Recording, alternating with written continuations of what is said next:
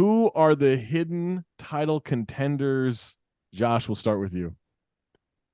Hidden title contenders, man. It's tough because I feel like some of the teams that were in the play-in, like the Lakers, right? If you look purely at the fact they were a play-in team last year, you would go, "Oh man, I could consider them as a hidden title contender." Yeah. Right. But they did make the But I don't conference think, finals too. but I don't right? think Like, you can yeah, do that anymore. right. Right. Well, I I don't know think I think we should start treating this stuff as like, if you get swept in the conference finals, you didn't make the conference finals. that's fair. You know, I Happened to I think me. you have to win a game in the conference I finals know for we it to got count. 3-1. We were up 3-1. Came back. History, Yeah. baby. the Blazers years ago when they Yeah. made the conference finals got swept. That didn't count. Fair. Doesn't count as making it. Yeah. Fair. But yeah, the Lakers. Yeah, Lakers. That is a weird one. It's a weird one, right? Because it's like they technically were barely in, Right. right? So does that count? Is that fair? I think it does. I think it does because I don't think people like what we just talked about. I don't think people realize the health concerns of LeBron. For sure. Like how out of commission sure. he's been the last 5 years. Yeah. Then I got to go Lakers. I mean, I think that just if they stay healthy, right? Yeah. With AD, you just never know. You have no, you know what I mean? And then You're think 4 of will he take the torch from LeBron? Well, yeah, and then with the new rest rules, man, I think that shakes things up quite a bit. Oh, that's a good point. Yeah, because you've got LeBron and AD. One of them has to play. Yeah. Right? And who do you pick? While we're on them, why are they trying to get Anthony Davis to shoot 6 threes per game? Why is that preserve the body, an objective of the coaching staff? Preserve the body.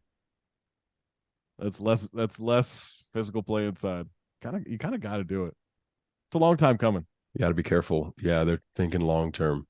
Or what Dave just said in the chat, secret tank job. I do think though Christian Wood takes a lot of pressure off. Christian Wood takes a lot of pressure off Anthony Davis. Yeah, I think in terms because people will be yelling at Christian Wood instead of Anthony Davis. Now listen, why is he out there? It's going to be interesting because that's another guy who it's like he's now in a location where he's really got to dial it in. He can't be. He can't do any of the bullshit he did before. He can't. Even in Dallas, he did a lot of bullshit. Right. He can't do it anymore because he is in a different situation now. Like he's on a contender. Yeah, this is the first time guys around him. Expectation. This is the first time he's probably been anywhere that he doesn't actually think he's the best player on the team. Do you think even the best player in his position he's better than LeBron and Anthony Davis? I kind of think he might. Oh man, I hope not. I hope not. I really hope not. But that's going to be time will tell, right? Like, is he going to accept the role he's got where it's like, hey, we need Christian, we need you to come in, play 20 minutes a game, get us your 10, 12 points, grab 7 boards. And he's make a single defensive rotation. Just one exactly. In the game. And that gives Anthony Davis that rest that he would need. Yeah. I don't think people realize how bad he is defensively. Like, because no one really watches it. Like, he's arguably the worst defensive big man in the league. Well, if I score more than you, I win. Well, that's my philosophy. I don't know if I don't know if that's the best way to approach the NBA. I do think the environment piece there could be huge, though. Like being around LeBron every day, just seeing how he approaches things. This will be the true test of whether or not he can be legitimate. It's going to be totally different than anywhere else he's ever been. Yeah, other teams are watching. We saw, this probably isn't a great comparison, but J.R. Smith has talked about like once he got around LeBron, it was like he just started following him to workouts. He started just doing things differently. Yeah, and if that happens with Christian Wood, if he realizes like, okay, I'm on a minimum deal, I'd rather resuscitate my career than keep having an entire lack of self-awareness. Does he? But here's the thing: does he think he's in need of resuscitating his career, or does he look at it as like, yeah, I'm on a minimum, but I just got to the Lakers? Yeah, I don't know. I see it as like, and I heard somebody talking about this where it's like when you get a guy who was told they couldn't do something, right? He went undrafted, and worked his way. Told he wasn't good enough, told he couldn't do something. He believes in himself, proves them wrong. then does he ever take anybody's opinion ever again? Because now everybody else is just the haters. I proved them wrong once. I proved them wrong. They didn't believe in me, and I did it. I'm going to show them again. But at a certain point, you got to listen to what people say. I can't stress this enough.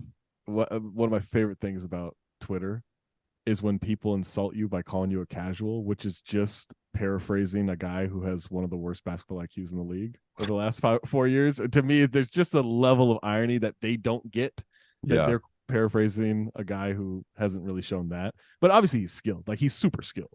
Can you harness that skill? I love this podcast. We did like 20 minutes on the Rockets, and now like that's got to get cut down. That's got to be its own pod. That's too like, and not that we shouldn't talk about the Rockets. We weren't supposed to talk about the Rockets in this one. I wanted to say that for next week, and now we got 35 minutes on the Rockets. All right, one sidetrack. Jay's turn. Yeah, Jay, your hidden title contender.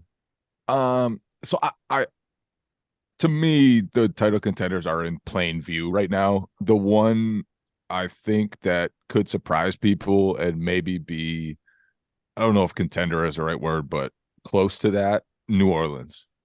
Oh, okay. If Zion is right, they were the top seed in the West into like late December or January, whenever it was last season. And if he's in shape, if he's healthy, those are huge ifs, enormous ifs. Yeah.